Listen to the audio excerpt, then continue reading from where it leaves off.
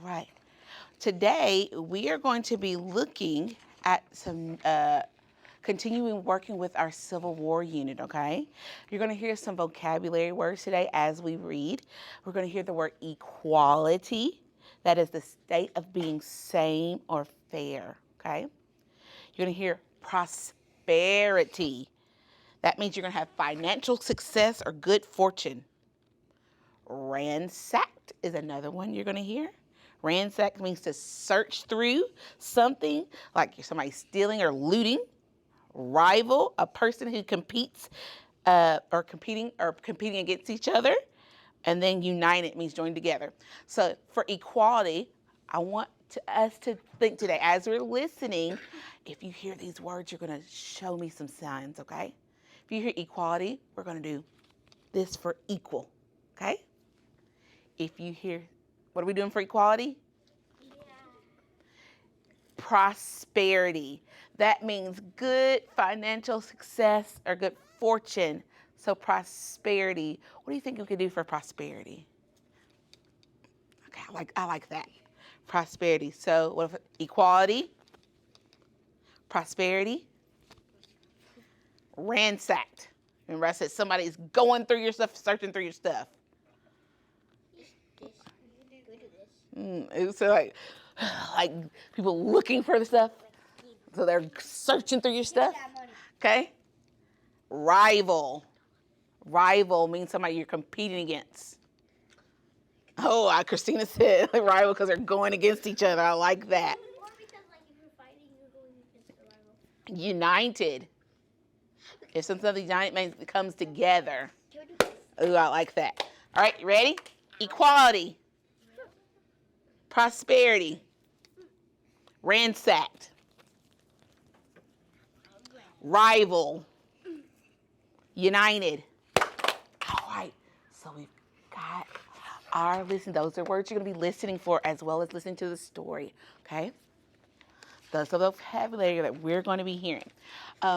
This morning, you remember, kind of part of our morning work, I had you write some facts, brainstorm some facts that you had learned about the Civil War, right? So let's see what facts that you came up with about the Civil War. Let's see what we already know about the Civil War. Rayleigh said the Civil War, they had crops. They had crops. Rayleigh, what do we mean about that? That they had crops. They had food. Who had more crops?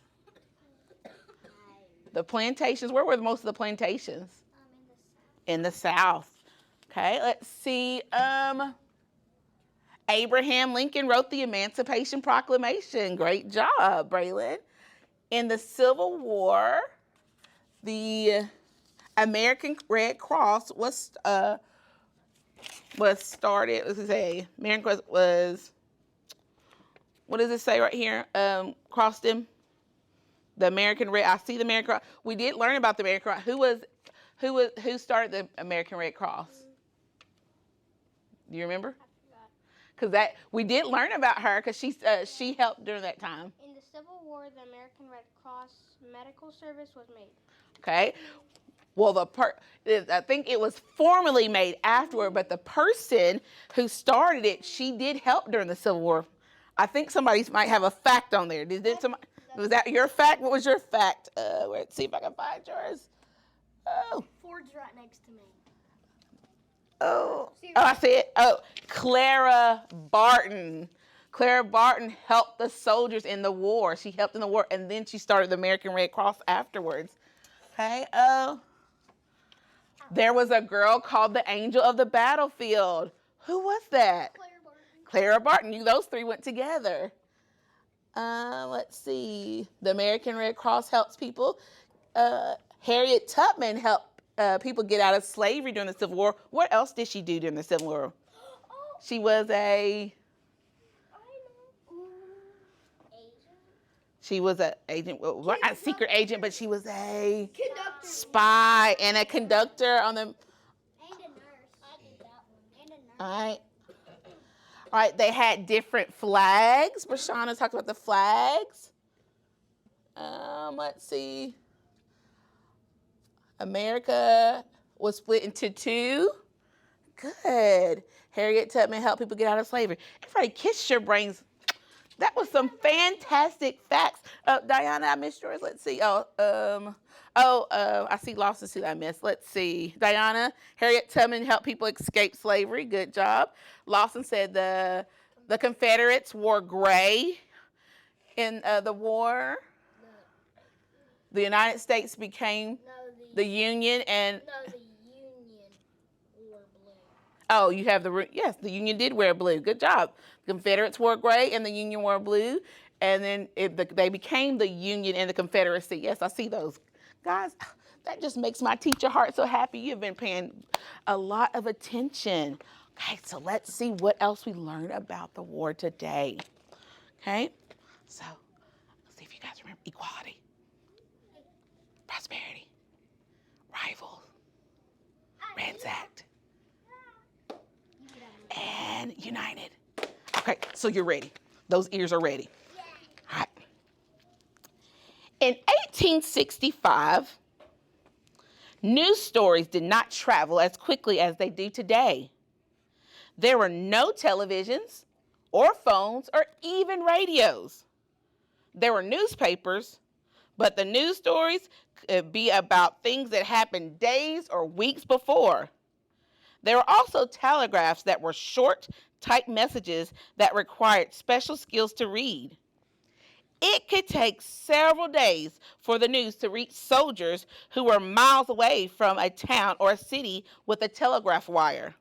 It could also take days or even weeks for the news to reach their families in tiny towns all over America. Parents, wives, and children of soldiers were waiting for a son, husband, or father to return home from the war. So I want you to think, why would the newspapers and things might be days behind, days or weeks behind? Thinking about what you just heard, why would newspapers be days behind? Scarlett. Because they would have to travel like a lot of days or weeks just to get to that town. Right, it takes a long time to get to that town, to the next town, to get the news to them. What did we learn about earlier in the year that somebody traveled on horse? What was that called? Do you remember? What did you say? Earlier in the year, we learned about somebody who used to travel to carry mail and things. What was it called? They did it on horse, but the telegraph kind of took them out. Pony Express. The Pony Express. You remember how it would take them days? The Pony Express was faster than just walking it, but then the telegraph became faster. So each time it's improving a little bit, but it's still not very fast by this time. Okay? Let's see. So on April 9th, 1865, it took a little while for the news to spread that in a small farmhouse in a village of Appomattox Courthouse, Virginia, Robert E. Lee surrendered the remainder of his Confederate army. Within those days, most Confederate armies had been fighting in other parts of the country and surrendered as well. What do you think the word surrender might mean? Christina? Yeah, you step back and they'll have what they want. Right. Ruthie, can you hand me that map over there right next to Harriet Tubman? The one with the different colors?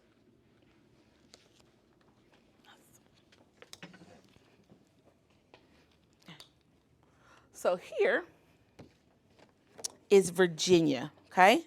So this is where they are signing, or they are coming into agreement to surrender. He's over here in Appomattox, Virginia, okay? But if they're fighting all over here, do you think the news, they're going to know right away? No. If they're battling other places, some of them are surrendering as well, okay? But they're here in Virginia. The rebel soldiers laid down their weapons and made oaths to give up the rebellion and never fight against the United States again, and walked home. What are oaths? They made an oath to never do it again. I promise. Like they're promising, I'm not going to do it again. On what side were the rebel soldiers? Rayleigh.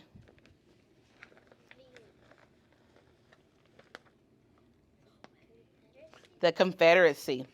The Union soldiers were relieved.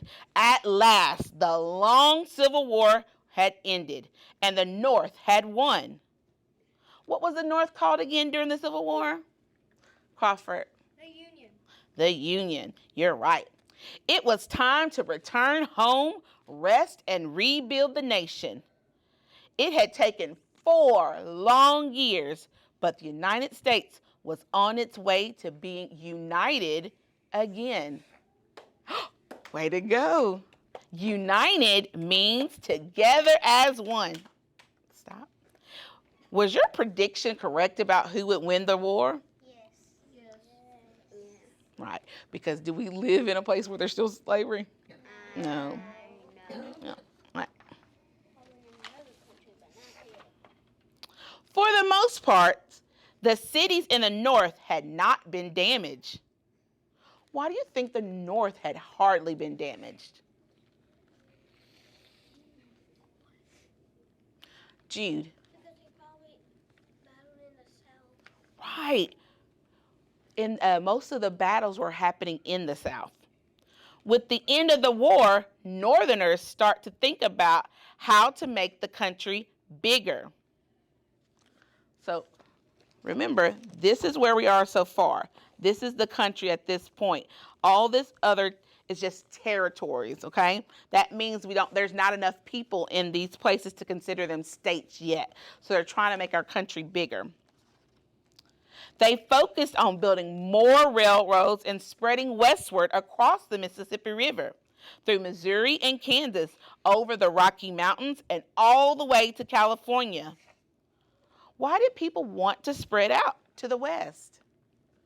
Braylon? Because the West is larger. The west is larger. They have more space.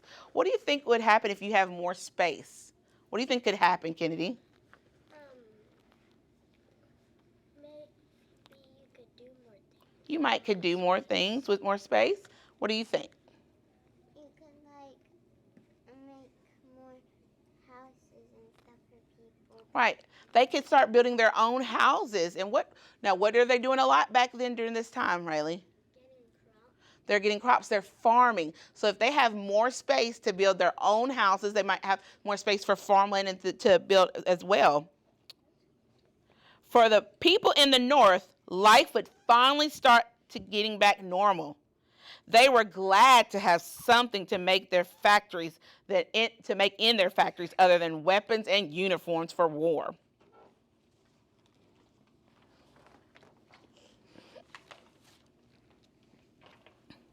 Most of the battles had been fought in the South. Southerners were relieved that the war was over as well. Even if the Confederacy had lost the war, at least there was no more fighting. Nearly all the towns and cities were now ruined, burned, smashed by cannonballs, and ransacked. Searched through by armies in search of food. Farmlands, roads, railroad tracks, and bridges had been destroyed as well. So what do you think the South's probably looking like right now? Broken. It's looking broken down. Yes.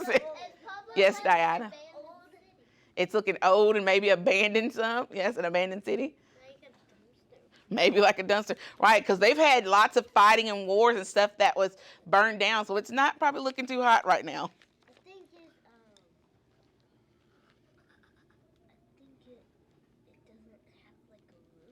have like a roof. Maybe not having roofs, like right here in this picture doesn't have a roof. Times were hardest by far in the South after the war. The U.S. government sent money and supplies, as well as soldiers, to keep order and to start rebuilding towns and cities. This was called Reconstruction because they were rebuilding or reconstructing the South. But it would take many years before they would reach true prosperity and equality. In the South, prosperity is wealth or good fortune, and equality is fairness. For millions of the enslaved African Americans in the South, all of this destruction not only meant the end to the war, it meant freedom from a life of slavery. The enslaved Africans were now free people. They could not be forced to work on plantations anymore. They could not be sent away from their families anymore. They were free from slavery and ready to start their lives over again. How do you think the slaves felt about this, about being free? Rispa, think they were happy? Crawford? They were really happy that they were free, so they could get a house and not have to work and actually have food. Okay, what do you think, Gene? Now they can have money where they can buy good stuff, where they don't have to have ugly clothes and all that stuff. Think they might be able to buy better clothes at this point? Rayleigh? Excited because the people who worked for the slaves did not give them money for working. Right. They weren't getting money for working. So now that they couldn't have slavery, what do you think might change? Do you think some things might change, Croston? I think that now that slavery isn't a thing, the African Americans may be able to get a job and actually earn money instead of doing free work. Now, everyone want you to stop and think really quick. Think, and actually turn and talk to a neighbor. Now, even though African Americans are free, I want you to think, do you think right when the war was over that everybody's minds were changed at that point? Turn and talk to a neighbor about that. No. Do you talk to your neighbor? Do you think that because they were set free and they couldn't be slaves anymore, that maybe that everybody's minds changed? No. Okay. Okay, you can turn to them. Hey, Lawson, just turn back with those boys and you can turn with them. Lawson, we're going to turn and talk to them.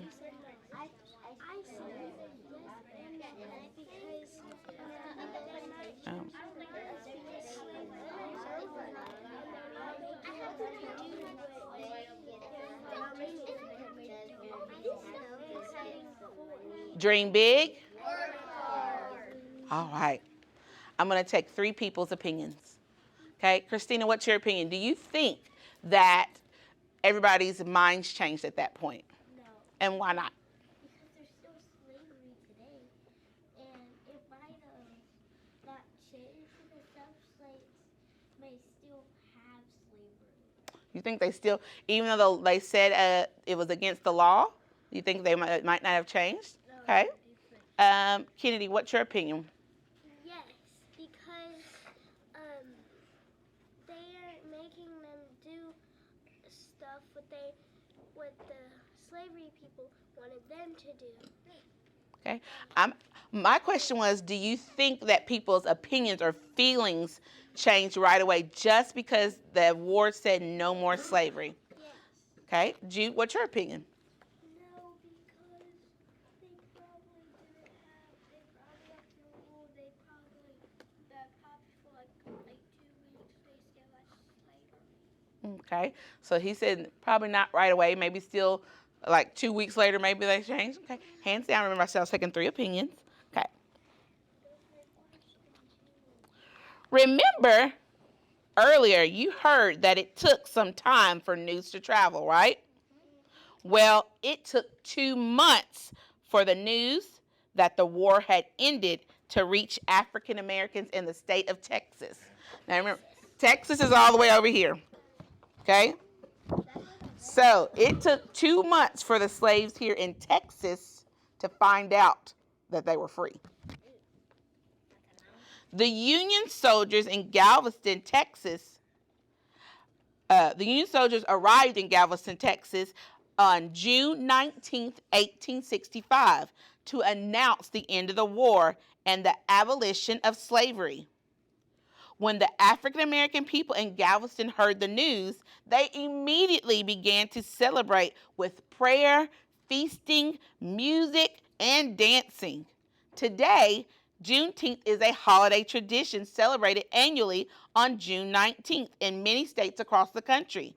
It is the oldest known celebration for recognizing the end of slavery. And actually, I believe 2 years ago, they made it a federal holiday. So that means that the whole United States, it's recognized by the United States government as a federal holiday to show that that was the end of the slavery. Okay.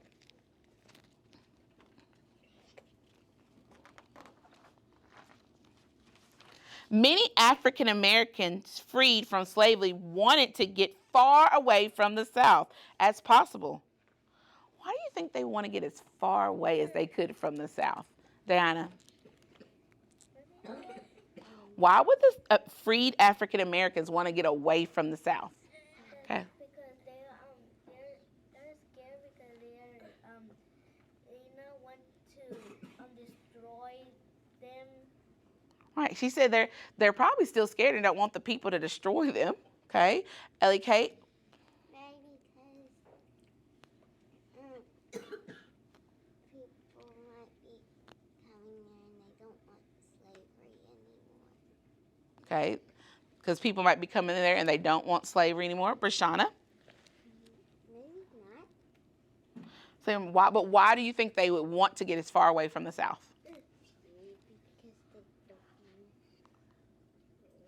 Because they don't want what? The slave anymore? They didn't want to be slaves anymore, right? Rayleigh? They wanted to get as far as they could because the people at night they escaped and the people who were in charge of them in the morning they would probably go looking for them. Well, at this point, the war is over and they have abolished slavery. So there wouldn't be any person that's supposed to go out to look for them. So let's keep thinking on that. Because they might be not listening and trick this. Ooh, he said maybe the people in the South, even though it was a law, maybe the people would trick the African Americans, or maybe they won't really follow the new rules, and so it was probably best for the African Americans to get away, because if they're away from the people who want to do harm to them, they'll be safer, right? I'm gonna take one more cross stint. I think they wouldn't go there because, like you said, the North was okay, and while the South was just the ruins, and people that were still in the South may still want slavery, and even though the slaves might go there because they think it's free, it actually might not be. So the slave things and and stuff might actually trick them. That's probably is a good reason, because just because something says, let's think about it. If your parents, if you say, "But Mama, I really, really, really want this," and your mama says no, does that change your feelings of wanting it right away? No. So just because they're not supposed to have it doesn't mean that everybody's feelings on slavery changed immediately. So some people were still thinking what they probably still wanted. So that means African Americans probably were still not treated fairly. Well, they weren't still treated fairly. Even though it was a law, they might not have them as slaves, but they still weren't treating them as fair. So they wanted to get somewhere that they thought they would be treated fairly. So some moved north to cities like Philadelphia, Chicago, and Detroit, New York, and Washington, D.C. Many arrived with no possessions and money, nothing but their clothes on their backs and a hope for a better life. They worked in factories, built new businesses, and created new neighborhoods, schools, and communities. However, African Americans still faced some of the toughest challenges of all. For although they were free, they did not have all the same rights as white Americans in the North or the South. The end of the Civil War was the beginning of a new age in America. There were still hard times ahead, as well as sadness, but the country was unified as a single nation.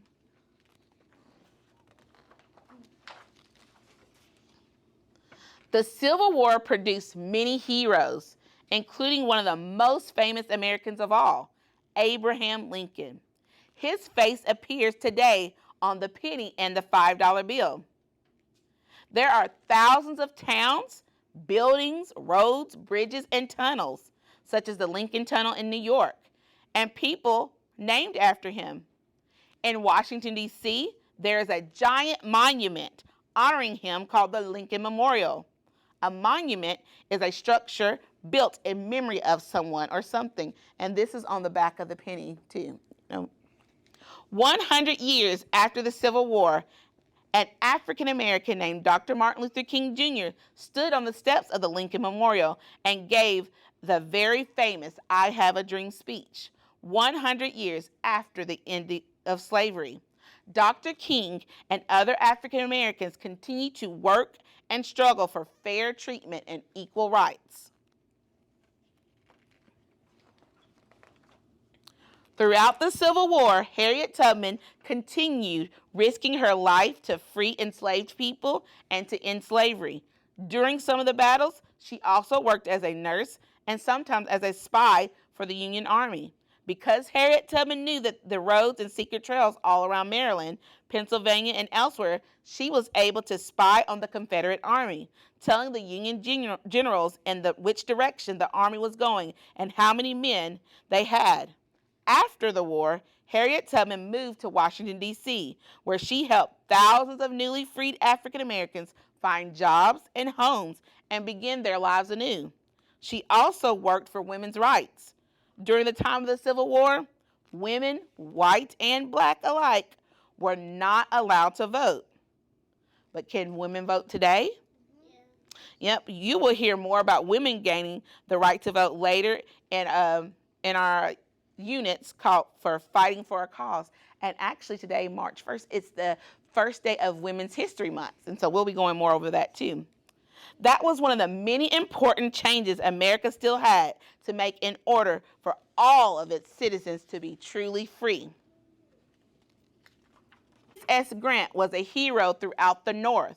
He went on to become the President of the United States in 1869. His old rival, there we go, I see some of you listen, rival Robert E. Lee moved back to his farm in Virginia, but he was never the same again. Remember, a rival is a person that you compete against. So, who was Grant's rival? Robert E. Lee. He actually died 5 years later, sad and regretful, haunted by all the things he could have or should have done differently during the war. But he was still proud to have fought for Virginia.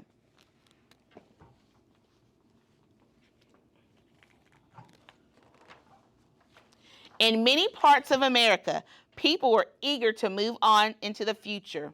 The war had brought about a few positive changes, besides freeing the African Americans and keeping the country together. The North had developed new railroad lines to help deliver war supplies. Companies were eager to expand those railroads, especially to those in the West. Within a few years, there were new railroads crisscrossing the country, from New York to California and back again.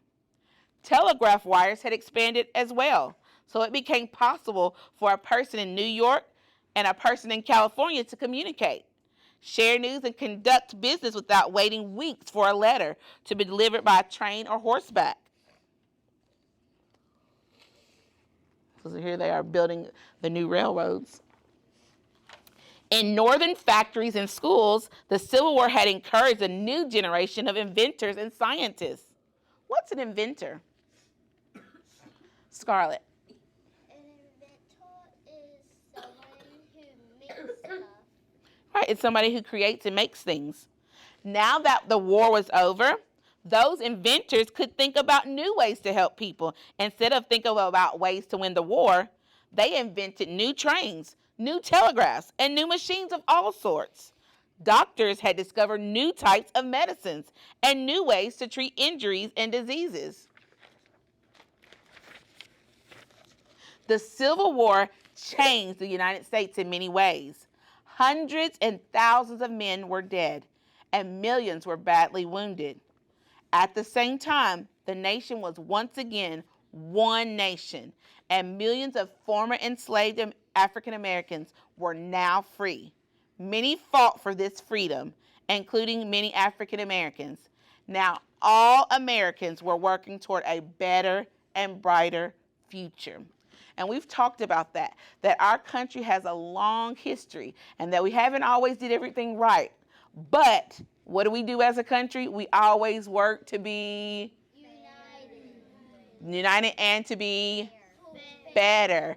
We're always trying to be better. So as you were growing up, that's what I keep saying, as you were growing up and we're hearing our history, we see that sometimes it takes one or two people or a group of people to change things. You have to be the one to speak up, speak out. If you see something wrong, you can be the one to try to make America better, because that means you will go down in our history books as somebody who helped change America and keep us pushing in the right direction, right? So, again, as you're growing older, you be the one to make the changes, right? Okay. So let's see if we what we remember about what we read today. Are you ready? Who won the U.S. Civil War? Brentley. The Union. Who surrendered to whom? So if the Union won, who was the one who surrendered? That means gave up, so they weren't going to do it anymore. Debonair. Confederacy. The Confederacy. Who was over the Confederacy? Lawson. The rebels. Okay, but who was their general? Robert E. Lee. So he's the one who surrendered. What did the end of the war mean? Prashana? If the war ended, what did that mean for the United States?